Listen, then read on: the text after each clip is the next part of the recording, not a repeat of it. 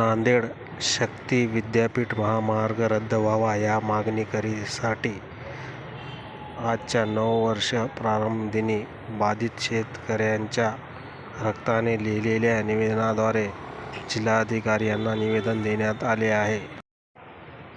या निवेदनात इच्छा मरणाची परवानगी मागण्यात आली आहे.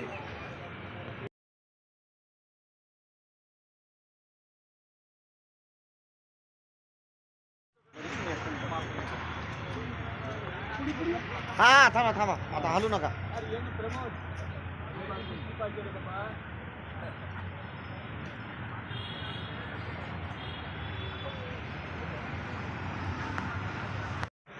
हे नवीन वर्षाचं स्वागत करण्यामध्ये व्यस्त असताना महाराष्ट्रातील मराठवाड्यातील बागायती पट्ट्यातील हा आमचा बळीराजा नवीन वर्षाचं उत्साहानं स्वागत करण्याऐवजी त्यांच्या दुःखाचं गाऱ्हाणं घेऊन जिल्हाधिकारी नांदेड कार्यालयावर आलेला आहे. किती शोकाची आणि दुःखाची ही बाब या महाराष्ट्र राज्याच्या मुख्यमंत्र्याला आहे.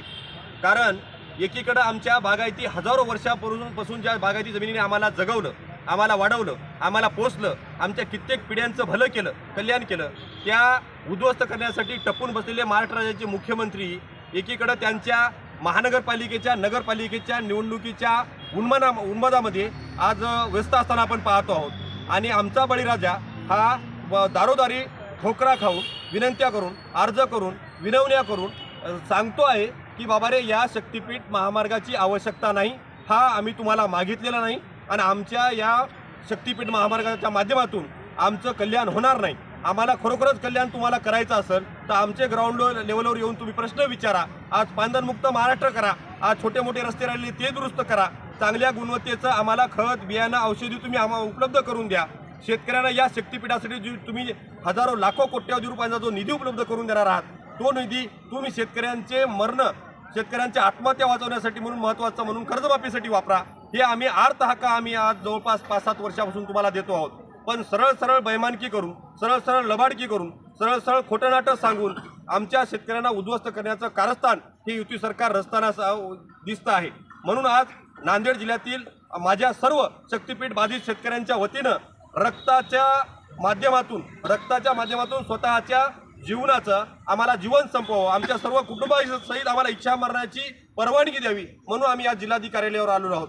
याची नोंद लवकरात लवकर या नांदेड जिल्ह्यातील सर्व लोकप्रतिनिधींनी, त्यातल्या त्यात महत्त्वाच्या भूमिका असलेल्या सर्व सन्माननीय जिल्हाधिकाऱ्यांनी आणि या माध्यमातून या राज्याच्या मुख्यमंत्र्यांनी घ्यावी.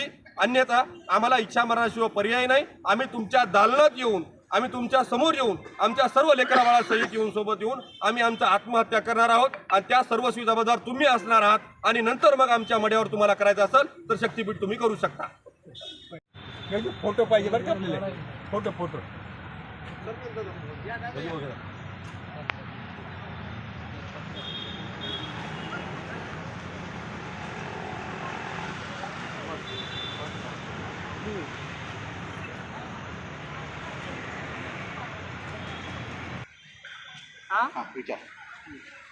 गेली 2 वर्ष झालं सरकारनं अधिसूचना काढली. आजपर्यंत सरकारच्या मोजणीसाठी जवळपास 7-8 वेळेस अधिकारी मोजणीसाठी आले असता त्यांना आम्ही मोजणी न करता वापस काढून दिलेलं आहे.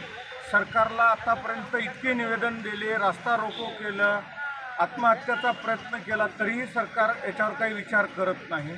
आज आम्ही एक नवीन वर्षी एक विचार केला, संकल्पना केली की आज मुख्यमंत्र्याला स्वतःच्या रक्तानं पत्र पाठवून विनंती करावं की हा शक्तीपीठ महामार्ग रद्द करण्यात यावा.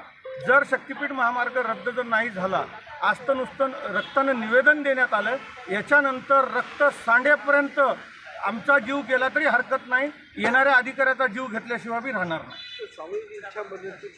आणि जर सरकार याच्यावर काही विचारच जर करत नसेल तर आम्हाला सरकारनं सामूहिक आत्महत्याची करण्याची परवानगी देण्यात यावी. एक तर शेत गेल्यावर आम्ही असंही मरणार आहोत, त्याच्यापेक्षा आधीच आम्हाला मारून टाका, सगळ्यात सोपं. आपण किती लोक आणि कुठून आलात? तर हे सगळे अर्धापूर तालुक्यातील शेतकरी आहेत. नांदेड जिल्हा हदगाव आणि अर्धापूर तालुक्यातील आहे. असंच ते हिंगोलीवाले सुद्धा असं आम्हाला कळाले की ते सुद्धा करणार आहेत म्हणून, हिंगोली जिल्हा सुद्धा करणार आहेत म्हणून. बरं, आपण हे निवेदन वगैरे दिलं का? निवेदन द्यायसाठीच आलेले आहेत, निवेदन देणार आहेत. नाही सगळे सगळे लोक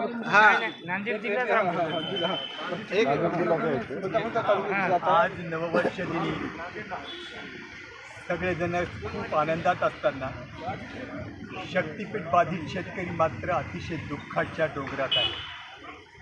कारण त्यांची भावना अशी आहे की आपल्याला विचारणारं कुणी नाही, आणि त्यामुळंच आम्ही सर्वांनी ठरविलं की शासनापर्यंत पोहोचायचं असेल तर आपलं रक्त ओतून आपल्याला पत्र लिहावं लागेल, आणि किमान आपल्या रक्ताचं पत्र पाहिल्यावर तरी त्यांना पान्हा फुटेल, आणि हा पान्हा फुटला तरच आपल्याला काहीतरी यातून मार्ग निघेल. याची आमची समर्थनाची मागणी आहे. या आंदोलनामधली आमची या विशिष्ट भूमिका आहे याच्यात की शासनानं सोलापूर, कोल्हापूर आणि सांगलीचा मार्ग बदलला. त्यावेळेस त्यांनी असं कारण सांगितलं की या मार्गाच्या बाजूला राष्ट्रीय महामार्ग आहे, तोच न्याय जर द्यायचा असेल, तोच न्याय जर लावायचा असेल तर आमच्या बाजूला देखील 361चा महामार्ग आहे. मग एवढी 361 बाजूला असताना या महामार्गाची आम्हाला का सक्ती करतात ही आमचं भूमिका आहे. आमच्या इथं सगळं बागायती एरिया आहे. खरं म्हणजे अशा रस्त्यासाठी बागायती एरिया घेता येत नाही, तरी शासन धडपून मुडपून आपल्याला हा बागायती एरिया उद्ध्वस्त करण्याचं षडयंत्र रचलेलं आहे.